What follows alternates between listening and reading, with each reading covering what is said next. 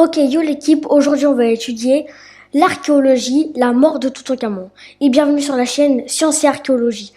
Alors très simplement, tout d'abord on va étudier comment Toutankhamon est-il mort en première partie. Et ensuite on va étudier le masque d'or de Toutankhamon. Donc là on commence par comment il est mort. La première hypothèse la plus probable, c'est qu'il soit mort en ayant été tué par les troupes d'Horemheb. C'est son général en chef de l'armée.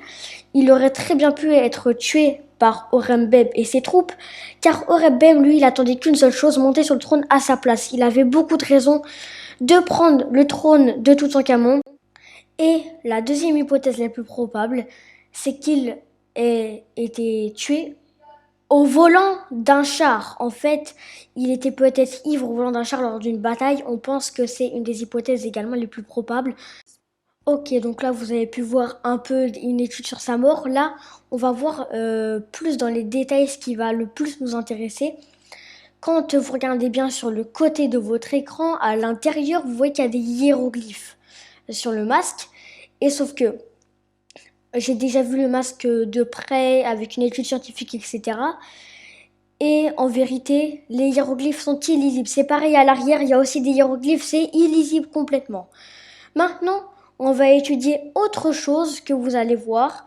Là, c'était un peu le début de l'étude pour vous prouver que son masque d'or n'appartenait peut-être pas à lui, qu'il était peut-être pas à Toutankhamon, etc.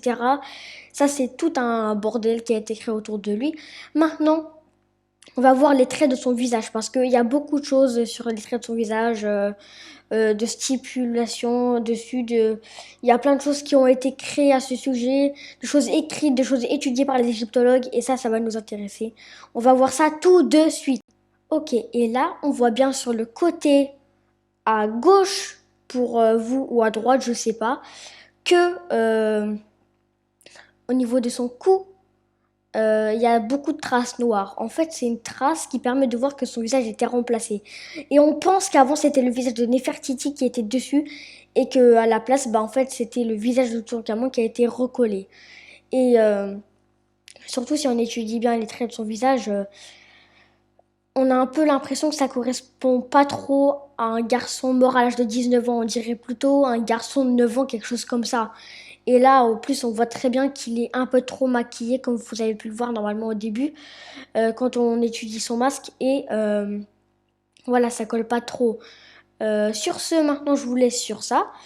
Et on se retrouve la semaine prochaine pour une nouvelle vidéo sur l'Égypte antique, l'archéologie, etc. Comme d'habitude. Allez, à la semaine prochaine!